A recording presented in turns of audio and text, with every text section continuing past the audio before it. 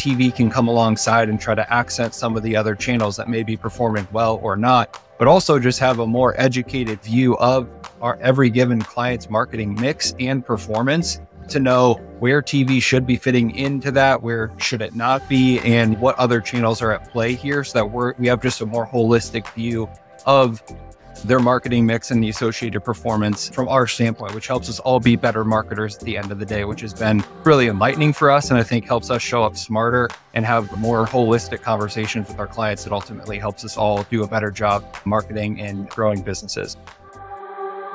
Hello, and welcome to The Marketing Architects, a research-first podcast dedicated to answering your toughest marketing questions. I'm Elena Hingle. I run the marketing team here at Marketing Architects, and I'm joined by my co-hosts, Rob DeMars, our Chief Product Architect, and Angela Voss, our CEO. Howdy. Hello. And we're joined by two of our coworkers at Marketing Architects, Dan Cleveland, VP of Strategy, and Jordan Rossler, Director of Analytics. Great to be here. Thanks.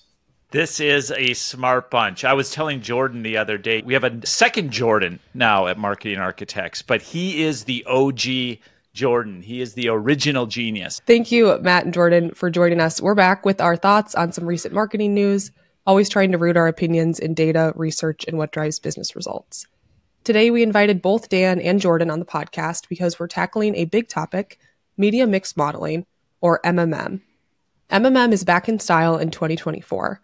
And today we'll talk about the history of MMM, why it's popular once again, some of its weaknesses, and discuss whether your brand should invest in a media mix model.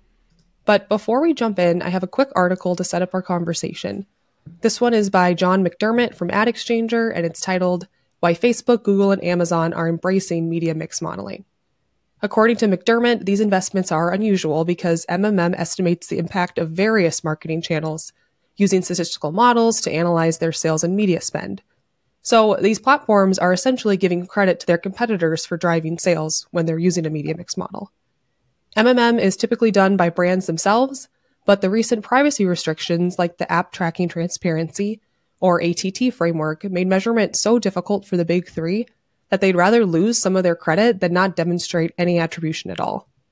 Meta led the way in this area, releasing Robyn, an open source tool that doesn't rely on cookies, pixel data, or any form of personally identifiable information 3 years ago. And just 1 year ago, Amazon launched an automated MMM application to make it easier to export Amazon ads data for MMM analysis. And Google told Ad Exchanger they are also looking into building an MMM tool. So this news is not only interesting because these big three are giving credit to other channels, it's also unique to see them using a measurement technique that has been around for decades. Agencies first started using statistical analysis in the 1960s, but MMM fell out of style with the rise of digital advertising because brands could target and measure their campaigns with laser-like precision. But with privacy concerns on the rise, MMM is in a revival, and large advertising platforms want a say in how this analysis is conducted.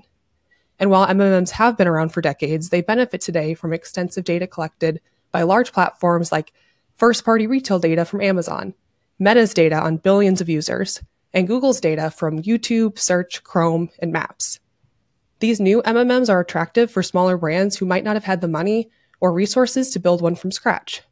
Sounds great, right? But the fundamental issue is whether these results are trustworthy. Brands have constantly complained about the big three grading their own homework, and while MMM is supposed to be more objective, the same concerns remain. McDermott concludes the article with this line: if you let someone grade their own homework, don't be surprised when they give themselves an A. So that's the most recent news in MMM and why it's going to be coming back as a marketing buzzword in 2024. We have our own experience with MMM since we offer holistic marketing measurement solutions for our clients as part of their TV advertising campaigns. And that is why we invited Dan and Jordan, two leaders at MA who work on our measurement teams, on the show today. So Dan, Jordan, thank you again for joining us. Jordan, I wanted to start with you. Let's begin by defining our key term for this episode. What even is MMM?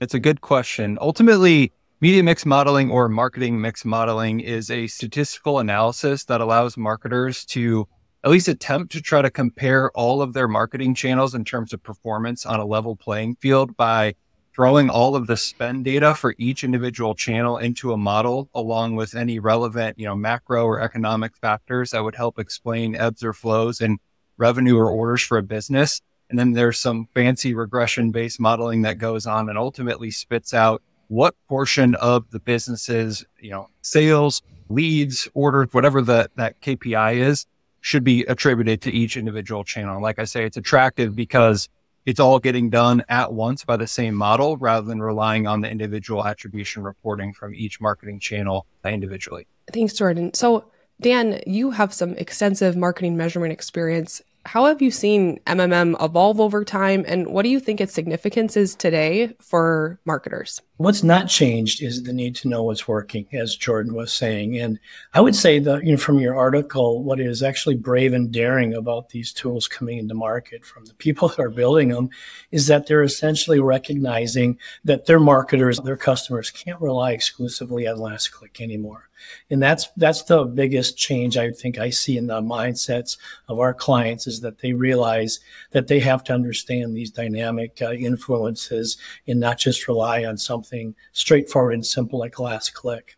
So the thing that has really changed here over the last number of years is the speed and cost that it takes to get these things done. So these tools give marketers and companies especially a chance to do these things in ways that were never thought of before. Literally hundreds of times reduction in cost and effort to get this done makes it available to really almost any brand that has the wherewithal internally to do it.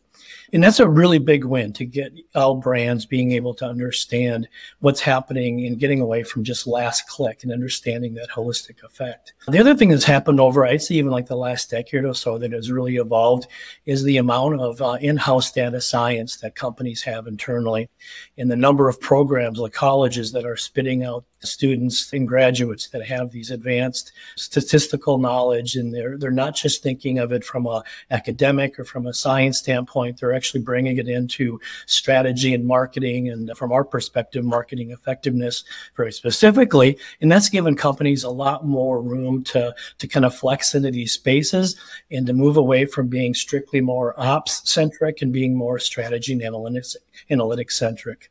So this opportunity to delve into MMM has become a real eye-opener for many brands, and for the clients that we're working with, they see this as a very intriguing area to start understanding and to compare against all the other models that we work with. So right away, MMM sounds like something we'd like, because we love bringing science to marketing, and we do not like last-click attribution models, I'm guessing. But Jordan, why did we, market architects, a TV agency, decide to provide MMM for our own clients? Honestly, started ultimately as an area of learning and exploration for us, like Dan was saying, because it was more accessible than ever before. We had questions and things we wanted to learn from it, but also we were getting more and more questions from our clients. And so we started to kind of peel back the layers of the onion of several different ways to attack it. And ultimately, from what we found, it was landing in a place after enough massaging of the models to try to figure out what works, what doesn't, what are some of those best practices, what are some of the pitfalls. You could get to a pretty good place of an accurate representation, or at least a seemingly reasonable representation of performance for a business that would accent the other models that we and our clients were using on their end. And it helped us have a seat at the table and a voice in the conversation as they explore MMM as well, to help try to educate them along the way, as after, we had done our own education of ourselves to help them avoid some of those pitfalls as well.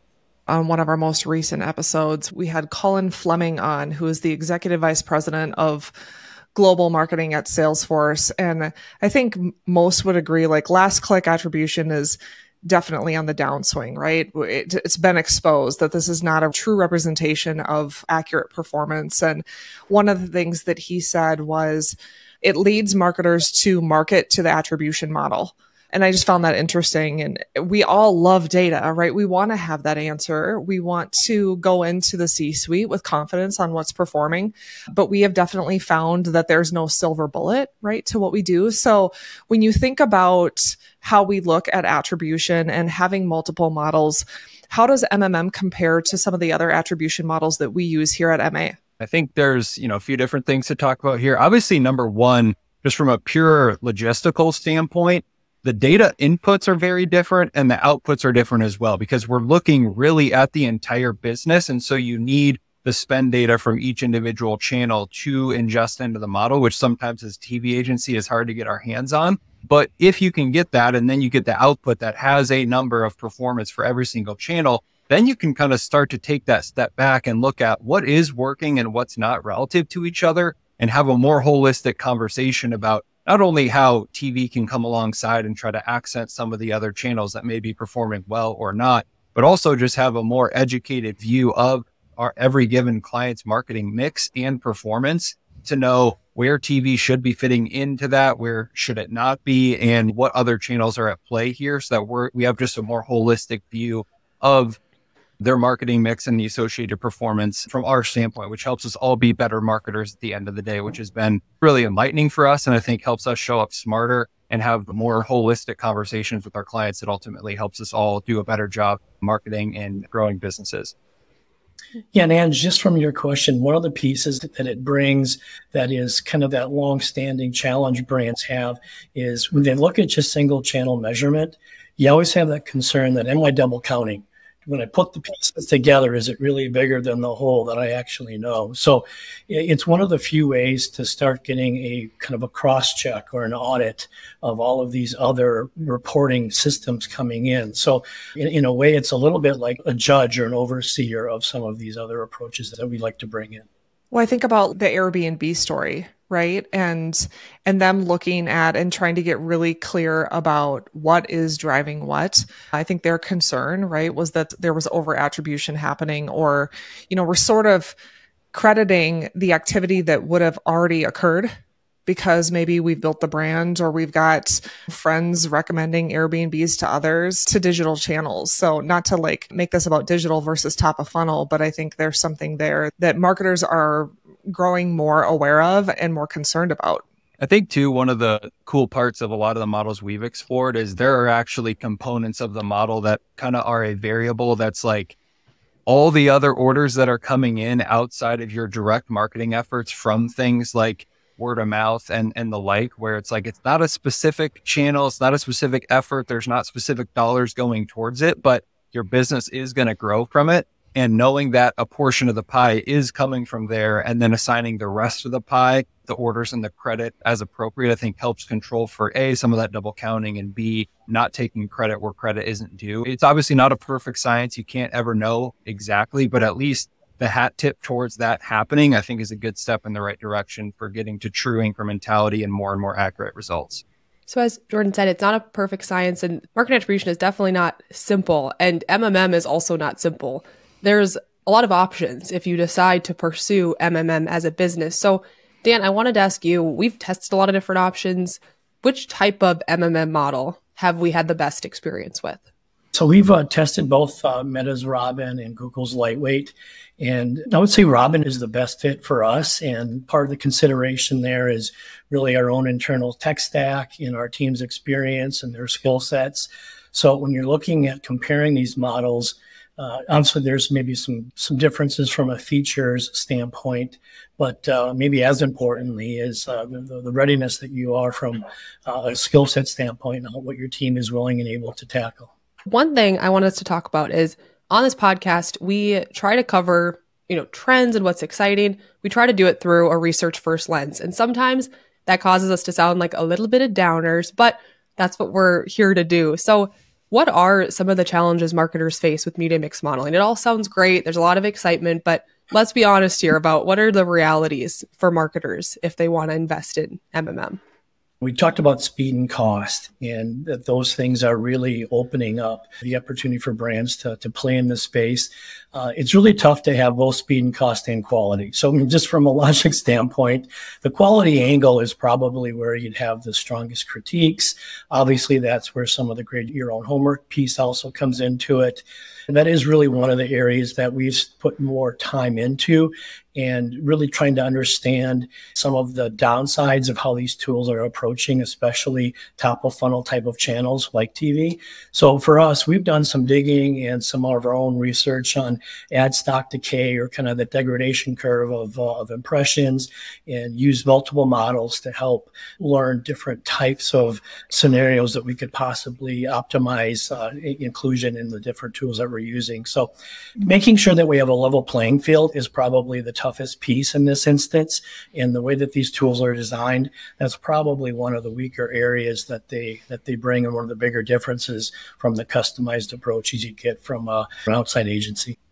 I would add a couple things as well. I think the component of time is an interesting one when it comes to MMM. Number one, on the front end, oftentimes to really have kind of a grade A model, you want at least a year or two of really solid, high quality data, like Dan was talking about, to feed the model, to kind of train it and show this is what normal looks like for our business. So now that we're going into the time period that we're actually trying to test something or analyze performance, the model kind of knows a little bit about your business. And so if you don't have either the data or the time or some combination of the two to feed into the model, there's going to be limitations, and the quality of the data is obviously going to suffer. And then from an actual testing and learning standpoint, really a best practice around MMM is to not look at things more granularly than probably a month or a quarter at a time. And so it's a little more general, a little more obtuse than really acute learnings about certain days, certain weeks, certain tactics. It's a lot more generalized, which again, a lot of good things there, but there are downsides as well. I think the only other couple things I would quickly mention is obviously MMM doesn't account for the value of brand building at all. It's really just trying to attribute direct revenue, direct sales, leads, orders, whatever that variable is, and not accounting for channels' impact to building your brand. And then I think specifically within campaigns, whether it's, certain tactics, certain creatives, certain whatever you're trying to test, you're not going to get learnings there. That's where you need to rely on the other models. And so it's kind of, as we've talked about in almost every single analytics podcast here, that's why multiple models are important. And I think you can kind of complement the drawbacks of MMM with other things as well. It's just important to make sure you're actually doing that. The detail about brand, I'm surprised about that, because I would think MMM would be a brand friendly type of model, but you're saying that it doesn't account for brand. Yeah, one of the drawbacks specifically for more offline channels like TV, for example, is the model is really trained to look at spike in marketing spend matches to spike in revenue. And so if you're not seeing an immediate spike in revenue or orders or leads to match the spike in marketing spend, then performance is going to look soft, and the model is going to discourage you from spending more money there. And so if you have a channel with, like Dan was talking about, a little bit more decayed response or longer term impact, the model, even if we tell it to try to look a little bit longer term out to see that impact, it's harder and harder for the model to know with confidence that an order a month from now, a quarter from now, or next holiday season was from TV or a billboard or something that happened today that's a little bit more offline, a little less directly attributable. And that's where kind of the uphill battle of some of those offline channels that build brand at the top of the funnel can really struggle in an MMM. Yeah, for example, practically, when you look at brand awareness and brand familiarity, we're measuring that every 6 months. So the granularity of when you're getting a data point doesn't sync up nicely with the granularity of, say, daily or weekly spend and sales performance. So to Jordan's point, you don't have a wide enough lens to really see how that impacts, especially a near-term campaign, that you're really trying to measure a spend difference within a matter of, months or a year. Jordan, something that you said about timing triggered a thought for me. We really think about TV's impact in two buckets. We've got multiple models, but for any product or service, B2B or B2C, we have both in and out of market consumers, right? And TV does a great job of driving both immediate sales and then also building that future demand. So when you think about an offline channel like TV, how does an MMM take that impact into account? And have we found it to be reliable, or actually are MMMs more biased against television? I think that's the blessing and curse of MMM at the end of the day, is that in theory, it does have a more zoomed out view of what an offline channel like TV is doing. But the reality is that for those in-market buyers, let's take them first. We know that TV is driving people to channels like paid search or paid shopping, where the relationship between the spend that the client is spending to earn that click or earn that order and the revenue that they're getting from that order is immediate. It's happening in the same day, oftentimes the same minute or two. You spend to get the person on your site, they spend and pay for it all in itself. That's definitely not how TV works. And so a model that's trained on the relationship of how is an increase in spend boosting an increase in revenue, TV is going to lose some credit to those other channels there. And it's really not going to get the assist in the assist column, like in basketball, like, oh, by the way, TV is really helping in this other channel. That other channel is going to just kind of take all the credit because the correlation is much stronger there. And then for those out of market people where we're kind of planting the seeds, but then harvesting them later, the model, even though we can try to tell it, hey, try to look weeks or months in advance or from now to see what is TV doing down the road, it's just much, much harder to have high confidence for us, for any model to know that, hey, an order that was happening 90 days from now was from TV 90 days prior. Those relationships are just really weak. And so it kind of weakens the model and just really, really fractionalizes the credit that TV is going to get in any sort of model. So it's kind of burning the candle at both ends a little bit as it comes to offline channels, because it's losing credit on the front end and not really getting full credit on the back end for what it's doing, which is just, again, maybe not a reason to not do it at all if you're an offline channel marketer, but just a consideration and reason to kind of tinker with the model a little bit and see if you can try to massage it in a way that gives every channel its kind of full due, and you're complementing it with other models to try to get the most holistic view of what's going on in terms of timing, immediate, and lag credit. Fellas, Elena and Angela have been throwing you a few softballs here. So I thought now's a good time to bring some heat. I've got two questions for you. The first one is, why do we call it MMM and not Who'd like to That's take the real that question one? here, Rob. Thank you. Who'd like to take that one? The second question I have is, how do we expect AI will impact down the road? Well, the thing maybe lacks a little bit of explanatory power. I'm not sure if everyone would naturally be able to translate that into a data science experiment. But anyways, from an AI standpoint, the piece to realize that MMM is not a set it, forget it. It's going to give you an automated answer and you just execute. Obviously, we have this firm belief in multiple models, but the MMM piece, there's still a fair amount of human interaction and a human decision-making process, especially on the back end, as you start to bring together all of the data and the insights that it's collecting or generating for us.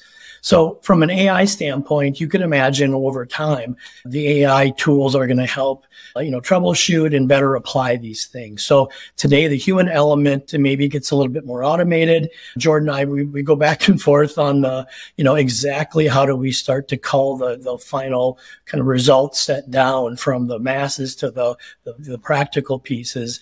AI probably over time will be able to assist in that and make some of that more precise and a little bit less human subjectivity driven and a bit more statistical again, or at least using reliability measures and other metrics like that are embedded in all these outputs to help make that a little more simple. Well, that makes sense, or should I say, yeah, I thought her.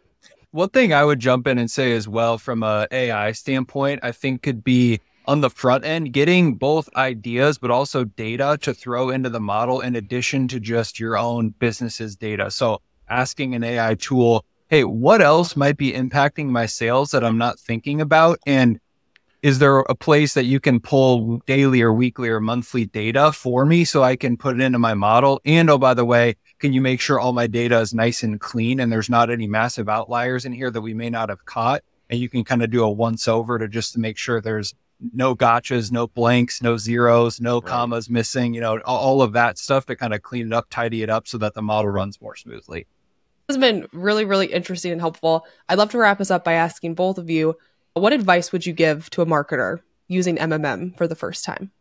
Yeah, I would say to just make sure you're going in with eyes wide open about the limitations and the strengths, just so that you don't overreact to results. One approach that we've had is to try running multiple models in just a lot of different ways. The beautiful thing, we mentioned Meta's Robyn solution earlier.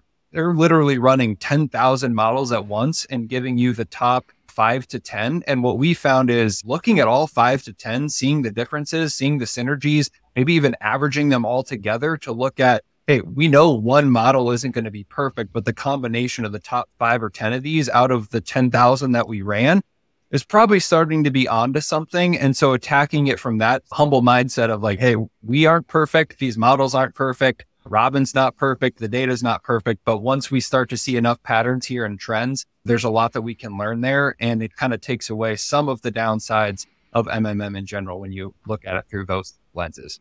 I like your humility comment there, Jordan. And I would say just thinking about how some of our clients have reacted to seeing some of these results when they've grew up on a single touch or a last click approach and seeing this multi-touch output is they sometimes get a little bit challenged with seeing some of their favorite channels not performing as well as they had or in a way that they've maybe already invested in. So I would say from things to expect there's a fairly high bar for incrementality in general. As Jordan was mentioning, this whole issue of what's likely to happen without marketing. That particular number is sometimes seen as a surprise. And then when you see winners within a multi-click environment versus the winners from a last-click environment, those outcomes aren't going to be the same, or assume they're not going to be the same. And you really need to, from a marketer's perspective, make sure you can keep an open mind and start to think through. And it really challenges you to maybe argue more on the side of some channels that you maybe don't think were driving what you thought they did. The one other piece that I would maybe add that you guys are both too humble to speak to is I think one of the things that has made us good at what we do related to just measurement in general is the fact that Dan and Jordan live on separate teams and they look at data differently. Jordan's team is more focused on bottom-up analysis. Dan's is more focused on top-down. And I think creating an environment where you can have that healthy debate, and there have been some brawls, let me just say, within the business on performance, but ultimately it's our job to not just win that next dollar from a client, but ultimately to drive transformational growth for them. And so creating an environment where we can dissent on a topic like measurement and looking at MMM versus, a minute by minute analysis is really important to ensuring that ultimately you drive the success you're looking for. That's a great addition, Ange. Thank you. Jordan, Dan, thank you for joining us today. Thank you for your big brains. We appreciate it. One thing that Matt, our head of analytics, repeats a lot internally, a lot externally to clients as well is all models are wrong, but some are useful. That's it for this episode of The Marketing Architects. We'd like to thank Ayana Klapaki for producing the show and Taylor De Los Reyes for editing. You can connect with us on LinkedIn, and if you find our show valuable, please leave us a rating and review. Now go forth and build great marketing.